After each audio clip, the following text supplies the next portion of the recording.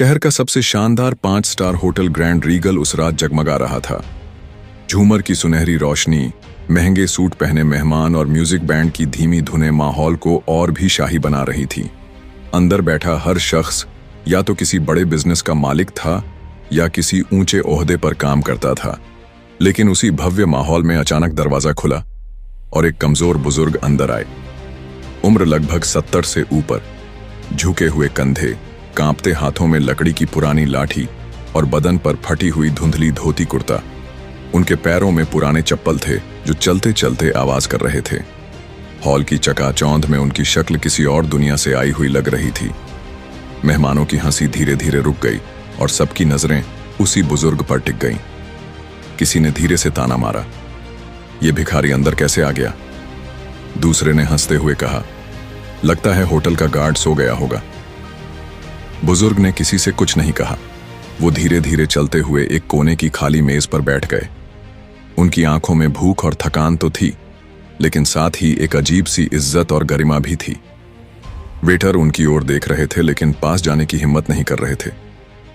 तभी hotel manager आया। उम्र लगभग 40 साल, महंगे सूट में चेहरे पर अहंकार।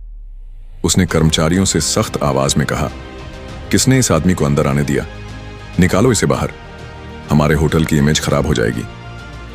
लेकिन ठीक उसी वक्त वहां खड़ा एक युवा वेटर, उम्र करीब 24 साल, साधारण सा लेकिन साफ सुथरा यूनिफॉर्म पहने बुजुर्ग की ओर देखने लगा। उसकी आंखों में दया और इंसानियत साफ झलक रही थी। उसने देखा बुजुर्ग के हाथ कांप रहे थे, होंठ सूख गए थे और आंखें लगातार प्लेटों में जा रही थीं, जहां लोग महंगे पकवान खा रहे थे। युवा वेटर खुद को रोक नहीं सका। वो चुपके से रसोई में गया और एक प्लेट में गर्म खाना भरकर बुजुर्ग की मेज पर रख दिया। "बाबा, थोड़ा खा लीजिए।" बुजुर्ग ने कांपते हाथों से प्लेट उठाई और आंखों में आंसू भर आए। उन्होंने धीरे से कहा, "बेटा, भगवान तुम्हारा भला करे।" लेकिन जैसे ही यह दृश्य हुआ, होटल मैनेजर गुस्से से उबल पड़ा। वह सबके सामने उस वेटर पर चिल्लाया, "तुम्हारी हिम्मत कैसे हुई हमारी रॉयल जगह पर किसी भिखारी को खाना खिलाने की? बाहर निकलो, अभी के अभी। तुम जैसे लोगों की वजह से हमारी रेपुटेशन खराब होती है।" पूरा हॉल चुप हो गया। अमीर मेहमान भी तमाशा देखने लगे। युवा वेटर की आंखों में आंसू आ गए, लेकिन उसने बुजुर्ग की ओर देखते हुए कहा, "सर, मैंने सिर्फ इंसानियत निभाई है। अगर यह गुनाह है तो मैं यह गुनाह बार बार करूंगा।" मैनेजर ने बिना सुने गार्ड को बुलाया और वेटर को धक्का देकर होटल से बाहर फेंकवा दिया।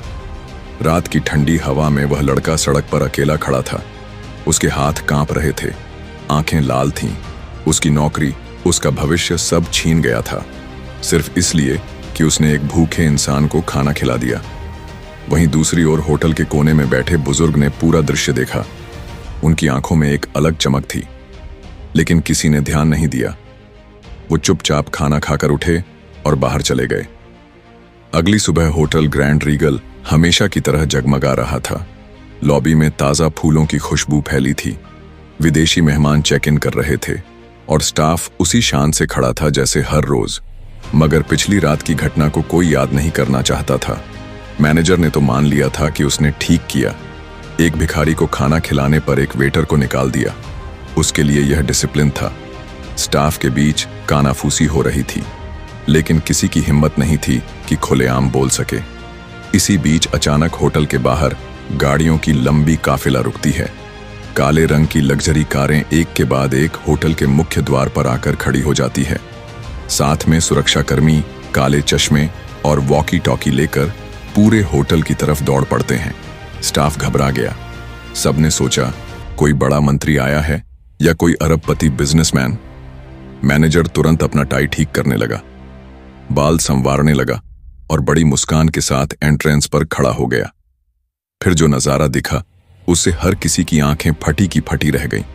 उसी कमजोर बुजुर्ग जिन्हें कल रात भिखारी कहकर अपमानित किया गया था, आज होटल की सीढ़ियों पर चढ़ रहे थे। लेकिन इस बार उनका रूप बिल्कुल अलग था। अब वह शानदार ग्रे सूट में थे, गले में सिल्क की टाई, पॉलिश किए हुए जूते और साथ में उनकी चाल में अजीब सा आत्मविश्वास। उनके आसपास अंगरक्षक थे और जैसे ही वह अंदर बढ़े, स्टाफ लाइन लगाकर खड़ा हो गया। मैनेजर की मुस्कान अचानक गायब हो गई। उसके चेहरे पर डर साफ नजर आ रहा था। उसके दिमाग में बस एक ही सवाल गूंज रहा था, यह वही बुजुर्ग है जो कल भूखे बैठे थे। पूरे होटल में फुसफुसाहट फैल गई। ये कौन है? इतनी सिक्योरिटी, ये साधारण इंसान नहीं लगते। बुजुर्ग बिना कुछ कहे सीधा रॉयल कॉन्फ्रेंस हॉल की तरफ बढ़ गए। होटल का जनरल मैनेजर और डायरेक्टर पहले से इंतजार कर रहे थे। जैसे ही बुजुर्ग अंदर पहुंचे, दोनों ने तुरंत झुककर उनका स्वागत किया और कहा, सर, आपके स्वागत में पूरा स्टाफ तैयार है। हमें गर्व है कि आप यहां आए। पूरे स्टाफ पर बिजली गिर गई। अब साफ हो चुका था, ये कोई साधारण इंसान नहीं बल्कि इस पूरे होटल चेन के मालिक हैं। लॉबी में मौजूद हर कर्मचारी चौंक गया। वेटर आपस में एक दूसरे की ओर देखने लगे। कुछ ने तो कल की रात को याद करते हुए अपने मुंह पर हाथ रख लिया। मैनेजर का चेहरा पीला पड़ गया। उसकी टांगें कांपने लगीं। बुजुर्ग ने चारों ओर देखा। उनकी नजर ठहर गई उसी जगह पर जहां उन्होंने कल भूखे बैठकर खाना खाया था। फिर उन्होंने गंभीर आवाज में कहा, मैंने कल एक परीक्षा ली थी, ये देखने के लिए कि मेरी मेहनत से बने इस होटल में इंसानियत जिंदा है या नहीं। सब सन्न रह गए। फिर उन्होंने आगे जोड़ा, अफसोस, इस परीक्षा में मेरे स्टाफ का बड़ा हिस्सा नाकाम हो गया, लेकिन सिर्फ एक लड़का पास हुआ। हॉल में चुप्पी गहरी हो गई। सबके दिमाग में वही वेटर घूम रहा था जिसे कल निकाल दिया गया था। मैनेजर पसीने से तरबतर हो गया। उसे अब साफ लग रहा था कि तूफान आने वाला है। लॉबी में सभी की सांसें थमी हुई थीं। सबकी नजरें उसी बुजुर्ग पर टिकी थीं जो अब किसी साधारण मेहमान की तरह नहीं बल्कि होटल के मालिक की शान से खड़े थे। बुजुर्ग ने अपनी गहरी आवाज में कहा, कल रात मैंने इंसानियत का इम्तिहान लिया, लेकिन नतीजा देखकर मेरा दिल भारी हो गया। इतने बड़े होटल में इतनी दौलत और चमक धमक के बीच किसी के दिल में गरीब और भूखे इंसान के लिए जगह नहीं थी। सिर्फ एक लड़के ने अपनी नौकरी की परवाह ना करके मुझे खाना दिया। पूरा हॉल खामोश था। स्टाफ के चेहरे झुक गए। कईयों की आंखें नीचे टिक गईं। मैनेजर अब आगे बढ़ा। उसके चेहरे पर नकली मुस्कान थी। आवाज कांप रही थी, सर, वह तो एक गलत फहमी थी। हमें लगा आप। बुजुर्ग ने उसे बीच में रोकते हुए कहा, गलत फहमी नहीं, असलियत थी। असलियत यह है कि तुम्हें इस होटल में नौकरी करने के लिए सिर्फ पैसा और शोहरत चाहिए, इंसानियत नहीं। और ऐसे लोगों को मैं अपनी टीम का हिस्सा नहीं बना सकता। मैनेजर वहीं जड़ हो गया। उसके चेहरे का रंग उड़ गया। इतने में बुजुर्ग ने अपने सहायक को इशारा किया। सहायक ने फोन मिलाया और कुछ ही मिनटों में दरवाजा खुला। अंदर आया वही युवा वेटर, करीब 24 साल का, जिसकी आंखें थकी हुई थीं मगर दिल में ईमानदारी थी। कल रात जिसको अपमानित करके होटल से निकाला गया था, आज वह झिझकते हुए दरवाजे पर खड़ा था। उसके हाथ अब भी कांप रहे थे। उसने बुजुर्ग को देखा और फुसफुसाया, सर, आपने बुलाया? बुजुर्ग ने मुस्कुराकर कहा, हाँ बेटे, तुमने कल जो किया वह इंसानियत थी। यही वह चीज है जिसकी इस होटल को सबसे ज्यादा जरूरत है। पूरा हॉल एक बार फिर स्तब्ध हो गया। बुजुर्ग ने सबके सामने घोषणा की, आज से यह लड़का इस होटल का नया मैनेजर होगा। जिस इंसान ने भूखे इंसान को खाना देने के लिए अपनी नौकरी खो दी, वही इस जगह का असली हकदार है। स्टाफ ने तालियां बजाई।